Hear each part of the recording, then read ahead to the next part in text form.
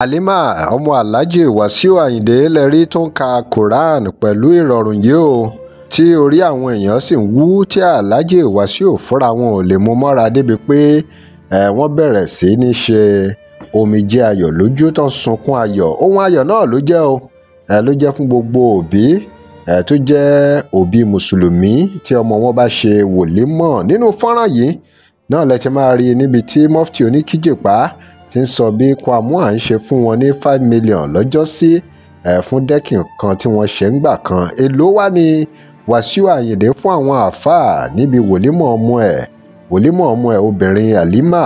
Ẹ já wo fọ́nrán ibi tí Halima ọmọ Alhaji Wasiu Ayinde ti ń ka Quran láì níkọsẹ̀ rárá tó ń dùn mọ̀ràn táwọn èèyàn sì ń ṣàmì tí àwọn èèyàn fi àǹfààní yẹn tí wọ́n fi ń tọrọ nǹkan lọ́wọ́ Olódùmarè. Owó ribiribi wo náà ni àwọn àáfàá wá pàpàgbà lọ́wọ́ Alhaji Wasiu àti àdéhùn tí Alhaji náà ṣe lórí ọ̀rọ̀ project tí àwọn àáfàá yìí mẹ́nubà. Gbogbo ẹ̀ lẹ́ máa rí nínú fọ́nrán tẹ́ ẹ̀ ń wò yìí, ẹ máa bá wa kà lọ.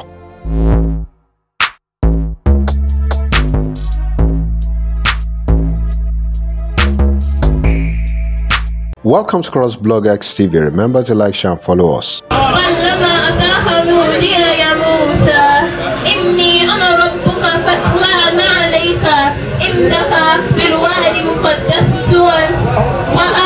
وأنا اخترتك فاستمع لما يوحى إنني أنا الله لا إله إلا أنا فأغني وقم الصلاة لذكري صدق الله العظيم.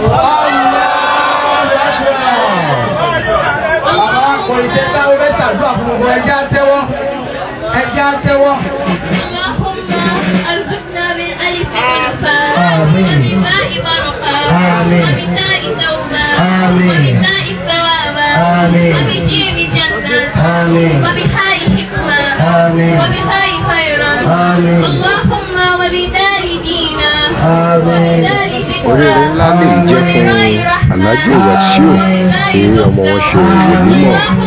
Oríire ńlá ni. وبشير الشفاء وبصاد الصبراء وبطار ضياء وبطار طهرا وبطار صفرا اللهم وبعين علما وببين غنى وبكاف فهما وبكاف قوة وبكاف كرما وبلا لباس من سقى اللهم وبميم مغفرة وبنون نورا وبهاء هدى وبواو ورعا وبياء يسرا يا ذا الجلال والجمال والإكرام برحمتك يا أرحم الراحمين. الله أكبر. لا إله إلا الله الحمد لله. لا إله إلا الله الحمد لله. لا إله إلا الله الحمد لله. ولا يسوي. لا إله إلا الله الحمد لله. لا إله إلا الله الحمد لله. لا إله إلا الله الحمد لله. لا إله إلا الله الحمد لله. لا إله إلا الله الحمد لله. لا إله إلا الله الحمد لله. لا إله إلا الله الحمد لله. لا إله إلا الله الحمد لله. لا إله إلا الله الحمد لله رب العالمين الرحمن الرحيم مالك يوم الدين إياك نعبد وإياك نستعين اهدنا الصراط المستقيم صراط الذين أنعمت عليهم غير المغضوب عليهم ولا الضالين. Bàbá ní ọjọ́ ìní ọjọ́ ọ̀sẹ̀ ló jẹ́ Alhaji wa Abdulwasi nínú ìgbésí ayé wọn. Inú bàbá náà wá dùn bọ́lá jí ìmọ̀lẹ́rì tí wọ́n ọmọ ìkà yìí tọ́lọ́hún ṣe fún wọn yìí òun lomi fi ń gbọ́ lójú wọn gẹ̀rẹ́gẹ̀rẹ́. Bẹ́ẹ̀ bá yẹ arọ yé tọ́lọ́ bá di Alhaji léèrè ọlọ́sáyé kí lọ lọ sí láyé lẹ́yìn ìrun àwẹ̀ sàká ájì ọjọ́ ìpín ọ̀sẹ̀ bàgà àbọ́lọ́hún nínú tẹ́tẹ́ ilé tó tọ́ka sí níwájú ọlọ́run náà lélẹ́yìí mo fọmọ àmì ilẹ̀ fẹ́sì ó kí Al-Qur'ani ọ̀dà sákálẹ̀ nù rẹ̀ àfa mi tó gbé láwà nírù wọn bá ní ọkà tó mà yíká lórí nígbà àwọn tó fi ní kó gbé wàhálà kó lọ́wọ́ rẹ̀ ó ti parí sọ̀rọ̀ wàhálà nígbà tí kásíwájú tó ha kó wọ́n mọ̀ pé orí ní ti kà á lórí ni gbẹ̀gbẹ́ wàhálà kó àfa mi bàbá ní ọkà kò lè kà á ọwọ́ kásíwájú tó ha ó tún wá kà ó tún bá Al-Qur'ani lè ṣàdúrà pẹ̀lú rúkúnì jàìyà. pẹ̀lú rúkúnì jàìyà. Bàbá wa ní kí ẹ fi dúpẹ́ léyìí fọlọ́hún. Ẹ ti náwó fọlọ́hún. Tọ́lá bàbá làwọn máa ń tẹ̀lé gbé fọlọ́hún. Ìtọ́lọ̀ máa wò láró kálukú ọ̀tọ̀ọ̀tọ̀ ni. Ẹ wà nínú àwọn tọ́lọ̀ fẹ́ràn. Torí gbogbo tọ́lọ̀ máa ń ṣe é lù gbèsè ayé ìyanu ni. Àfa àtọwọ́ àṣìṣe yìí. Dolo ẹsẹ̀ ilé kéwù ni gbogbo èyí tẹ̀sí òun. Bẹ́ẹ̀ bá mú káàsì dání. Bàbá ní ẹ bá wọn fún ní $1 million lórí iṣẹ́ tí wọ́n ṣe yìí. Ìgbé iṣẹ́ tí wọ́n ṣe yìí. Bàbá ní aláàjì ló ti rí bẹ́ẹ̀. Owó yìí pé wọ́n ṣiṣẹ́. A sì rí sẹ́ẹ̀nì lára ọmọ yín. Kálùbáríkà wọ́n sì máa tẹ̀lé lọ bẹ́ẹ̀. Àlímà yìí. Ọlọ́run má ṣe láti kú kékeré. Oríire ńlá lè jẹ́ fún Alhaji Wasiu tí ọmọ ṣe ìwòlímọ̀ oríire ńlá. Àlàáfíà fún onígbù ẹ̀ náà àlàáfíà. Ṣé lọ́mọdé ó dàgbà láyé? Kálùbáríkà ló sì kalẹ̀. Kọ̀jẹ́ káyà ọ̀pá òun. Ojú òmu. Ó dì nífà fún wa neat. Àlùbáríkà wọn lọ́njọ́ pọ̀. Bàbá ní súrà mẹ́wàá làwọn lè fún ọ kéré sí. Tọ́lọ́jọ́ ìní ọjà mi ni. Ìdùnnú yìí a gbọ́dọ̀ dùn àfá lọ́pọ̀. Bàbá rẹ̀ sì ti dùn. Okòwò méjì tẹ́ náà o. Ṣéwù wọn. Bàbá wa Ṣéwù Rábíù Lówóró ni. Wọ́n gbọ́dọ̀ jíṣẹ́ wàlímà yìí fún bàbá Lówóró yìí pé alọ́bí wàlímà ọmọ Alhaji Abdulwasi Ayinde Máyégún. Wọ́n lè bá àwọn bọ́ ládùá. Wọ́n lè lè fún bàbá. Wọ́n náà fi 500 náà dé sí bàbá.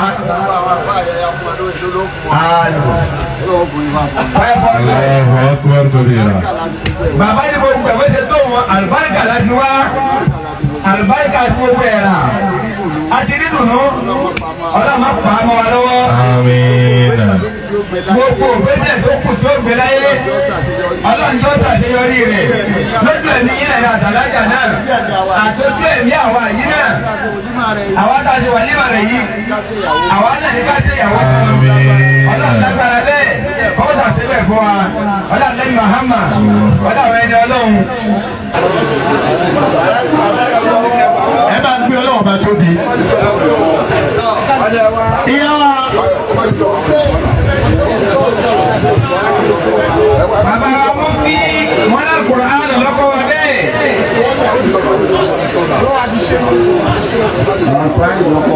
Bàbá wa mú kí náà Kùránì lọ́kọ́ wa bẹ́ẹ̀. Pé tá a bá ti gbowó lọ́wọ́ olówó. Ká ṣàdúrà fún un. Alhaji ti náwó. Bàbá wa mú kí wọn náà Alhaji ti náwó.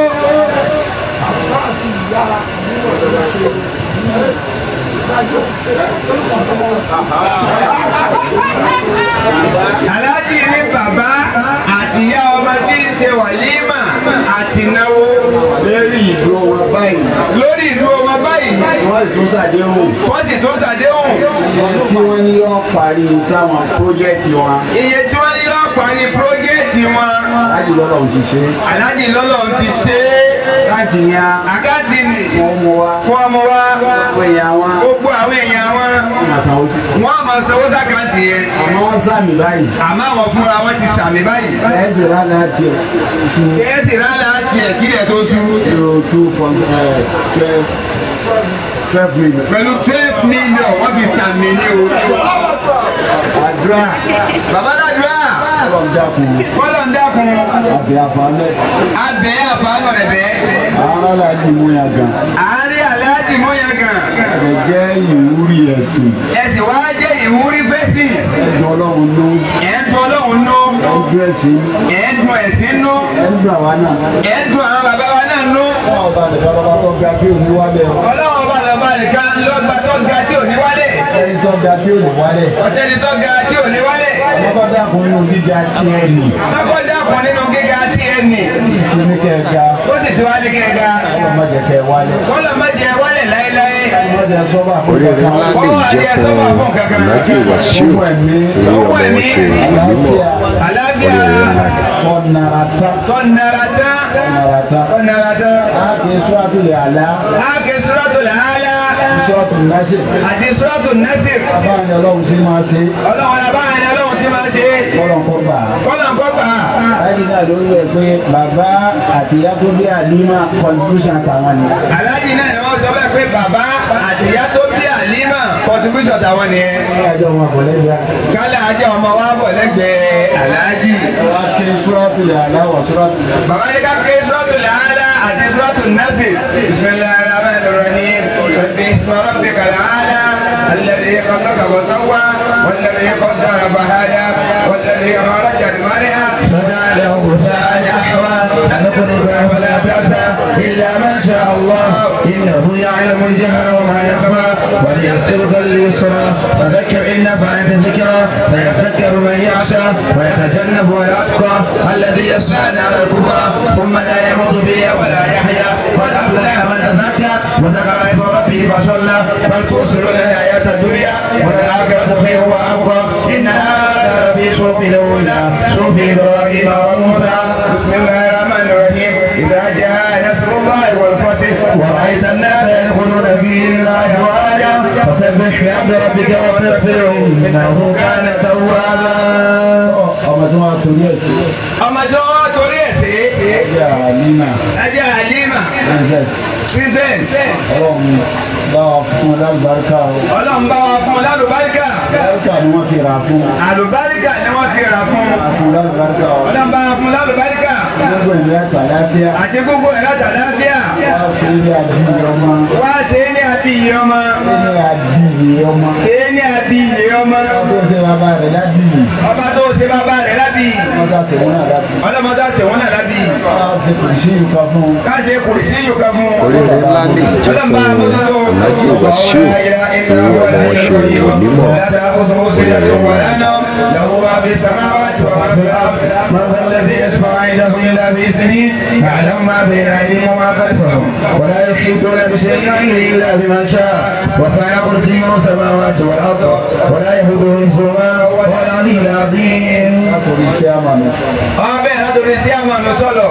gbogbo àwọn aṣọ àrò aláàjì. ká ní gbogbo àwọn aṣọ ara aláàjì. iná àtọ̀ iná ká. iná àtọ̀ iná ká lókàwùsà. wàsálẹ̀ ربك وحد إن شانئك هو الأبتر. آمين. ولا جلوكو. ولا جلوكو. Alhaji bàbá wọn fi ti yẹn dá yín wọn fẹ́ pírẹsẹ̀ntì ọ̀kẹ́. lórúkọ Family Islamic Foundation tó jẹ́ ìjọ tiwa àwọn ìjọ náà wọ́n fún ọmọ wọn ní ẹ̀bùn yìí wọ́n náà ní kí n mú bí mo kọ̀ sáré lo gáfárà yẹn láti fi ṣe